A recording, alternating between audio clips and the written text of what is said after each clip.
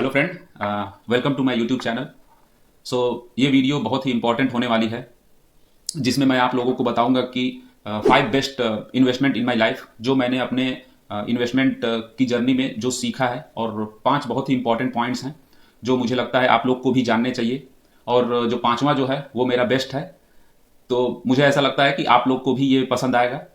तो पहला पॉइंट जो है वो ये है कि जब मैंने अपनी इन्वेस्टमेंट जर्नी जो है स्टार्ट किया, तो मुझे ऐसा रियलाइज हुआ कि मुझे जो है वो नई स्किल सीखनी चाहिए, जिससे कि मैं जो पैसा है जो मैं कमा रहा हूँ वो और ज़्यादा मैं कमा सकूँ, ताकि तभी वो पैसे को मैं इन्वेस्ट कर सकता हूँ और कहीं भी डिप्लॉय कर सकता हूँ किसी भी इन्वेस्टमेंट इंस्ट्रूमेंट में। तब मुझे अर्निंग जो है वो काफ़ी अच्छी मिलेगी। अगर मैं आपको एक एग्जांपल के तौर पे बताऊं, तो लेट्स से अगर आप किसी भी स्टॉक में आप 10,000 इन्वेस्टेड हैं, और वो आपका स्टॉक जो है वो मल्टी बैगर बन जाता है और 10 टाइम अगर रिटर्न दे देता है, तो वो आपका काफ़ी इम्पैक्ट नहीं पड़ेगा आपकी लाइफ पे। वहीं अगर आप किसी भी स्टॉक में 10 लाख से इन्वेस्टेड हैं, तो अगर वो स्टॉक मल्टी बैगर बन जाता है तो आपके लाइफ में बहुत ही मेजर इंपैक्ट डालेगा, जिससे आपकी लाइफ स्टाइल पूरी बदल सकती है, आपकी सारी रिक्वायरमेंट पूरी हो सकती है। तो मेरे लिए बहुत ही इंपॉर्टेंट हो जाता है कि इन्वेस्ट इन योर स्किल। अगर आप अपने स्किल पे काम करते हैं और वो ऐसी स्किल सीखते हैं जो कि काफ़ी डिमांडिंग है, जो आपको हैंडसमली पे कर सकते हैं, तो आप बहुत ही पैसा बनाएंगे और उसी पैसे को आप इन्वेस्ट कर सकते हैं किसी भी इंस्ट्रूमेंट में। तो दूसरा पॉइंट यह है कि जब मैंने पैसा कमाना जो स्टार्ट किया, तो मुझे कुछ नहीं पता था कि उस पैसे को कहाँ इन्वेस्ट किया जाए। जैसे कि सभी नए इन्वेस्टर को नहीं पता होते हैं और रैंडमली गूगल करते हैं और स्टॉक्स है, म्यूचुअल फंड है, वो सेलेक्ट करके और उसमें इन्वेस्ट करते हैं। तो जैसे कि सारे नए इन्वेस्टर करते हैं वैसे ही मैं भी करता था। तो उस समय मुझे ऐसा रियलाइज हुआ कि मुझे ये चीज़ें सीखनी चाहिए, मुझे सीखना चाहिए how to invest my money. क्योंकि जो है पैसा जो है वो बहुत ही मुश्किलों से आता है, तो हमको अपना पैसा जो है बहुत सोच समझ के कहीं लगानी चाहिए। तो वहाँ से मैंने जो है वो बुक पढ़ना शुरू किया, आर्टिकल्स पढ़ने शुरू किए, जिससे कि मेरी समझ बढ़ी इन्वेस्टिंग के बारे में, और मैं एक माइंडसेट बना पाया कि हाँ, मुझे कैसे इन्वेस्ट करना चाहिए। इन्वेस्टिंग करने के लिए बहुत ही इंपॉर्टेंट हो जाता है कि आपके पास पेशेंस होना चाहिए, डिसिप्लिन होना चाहिए, ताकि आप अपने पैसे को जहाँ इन्वेस्ट कर दिए वो सिस्टमैटिक तरीके से आप इन्वेस्ट करते रहें और पेशेंस बनाए रखें। बहुत इंपॉर्टेंट ये भी हो जाता है कि लोग क्या है, किसी भी स्टॉक को रैंडमली सेलेक्ट कर देते हैं बिना कुछ जाने समझे, तो वो बहुत ही बड़ी गलती हो जाती है। तो मैंने ये सारी चीज़ों से समझा कि मुझे कैसे किसी भी राइट स्टॉक को पिक करना चाहिए और कैसे मुझे म्यूचुअल फंड सेलेक्ट करना चाहिए। जो कि बहुत लोग क्या करते हैं, पैसा कमाना चाहते हैं लेकिन वो सीखना नहीं चाहते हैं। वो कहीं भी ब्लाइंडली जो है वो अपने पैसे को इन्वेस्ट करते हैं और वो अपना लॉसेस, वो अपने कैपिटल को भी खो देते हैं, जो कि बहुत ही गलत है। और आपको चीज़ों को सीखना चाहिए और समझना चाहिए। तो तीसरा पॉइंट ये है कि अगर मान लीजिए आपसे कोई पूछता है what is the important in your life, आपके लाइफ में क्या इंपॉर्टेंट रखता है, तो हम सभी के लिए हमारी फैमिली जो है वो बहुत ही इंपॉर्टेंट है। चाहे वो हमारे फादर हों, मदर हों, और वाइफ हो, चिल्ड्रेन हो, तो ये सभी बहुत ही इंपॉर्टेंट रखते हैं हमारे फैमिली के लिए। तो हमारी भी रिस्पॉन्सिबिलिटी हो जाती है कि हम इनका ख्याल रखें, इनका फ्यूचर को सिक्योर करें। तो इनकी फ्यूचर को सिक्योर करने के लिए हम एक अच्छा टर्म प्लान और एक अच्छा हेल्थ इंश्योरेंस ले सकते हैं, जिससे कि हम उनकी लाइफ को जो है वो सिक्योर कर सकते हैं। हमको ये नहीं पता होता है कि हमारे साथ कब क्या हो जाए और हमारी फैमिली के साथ कब क्या हो जाए, किसको हॉस्पिटलाइज होना पड़ जाए। तो ये आजकल के समय में जो मेडिकल एक्सपेंसेस हैं वो बहुत ज़्यादा बढ़ गए हैं। हमको आप लोग को मैनेज करने में बहुत ही मुश्किल होती हैं अगर हम ये प्लान्स को न ले रखें। तो हमारे लिए बहुत ही इंपॉर्टेंट हो जाता है कि हम ये प्लान को, टर्म प्लान को और हेल्थ प्लान को लेके रखें, ताकि हमारी फैमिली जो है वो सिक्योर रहे। नहीं तो हमारे न रहने पे who will take care of him. तो बहुत ज़्यादा प्रॉब्लम बढ़ जाती हैं जब हम ये चीज़ों का ख्याल नहीं रखते हैं। तो मेक श्योर करें कि आप अपने फैमिली के लिए एक अच्छा टर्म प्लान, हेल्थ प्लान ले रखे हों, जिससे कि आपकी फैमिली सेफ और सिक्योर हो सके। तो चौथा पॉइंट ये है कि आप अवॉइड करें रॉन्ग इन्वेस्टमेंट को। जैसे कि हमारे कंट्री में ये बहुत ही बड़ी प्रॉब्लम है कि लोग क्या करते हैं, इन्वेस्टमेंट को और इंश्योरेंस को जो है वो मिक्स कर देते हैं।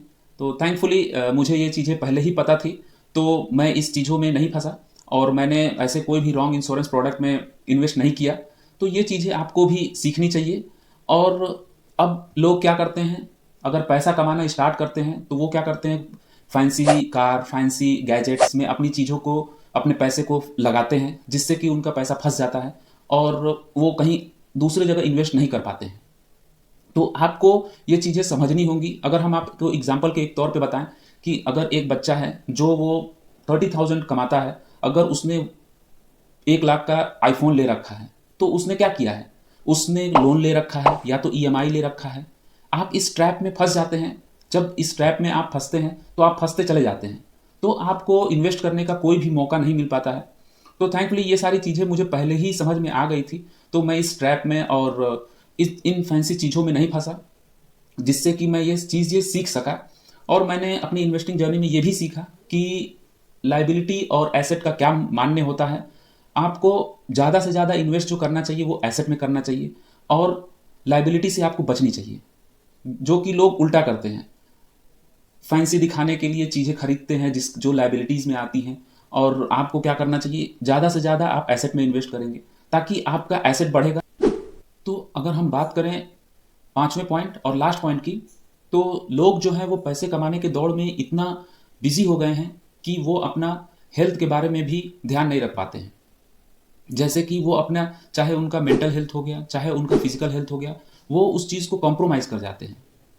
लेट्स से अगर आप पैसा 10 लाख 20 लाख कमा लेते हैं, लेकिन अगर आप फिट नहीं हैं, आप अगर हेल्दी नहीं हैं, तो वो पैसे को कहाँ यूज़ कर पाएंगे। इसके साथ साथ लोग पीयर प्रेशर के कारण अपने हेल्थ के साथ कॉम्प्रोमाइज़ कर लेते हैं। इन्हीं चीज़ों की वजह से इतनी ज़्यादा प्रॉब्लम्स हो गई हैं आजकल, हेल्थ इश्यूज़ हो गई हैं, जिससे लोग 30 ईयर 40 ईयर्स के हैं, लेकिन उनके साथ ब्लड प्रेशर, शुगर और हार्ट डिजीज़ की प्रॉब्लम्स हैं। तो ये बहुत ही बड़ी दिक्कत की बात है।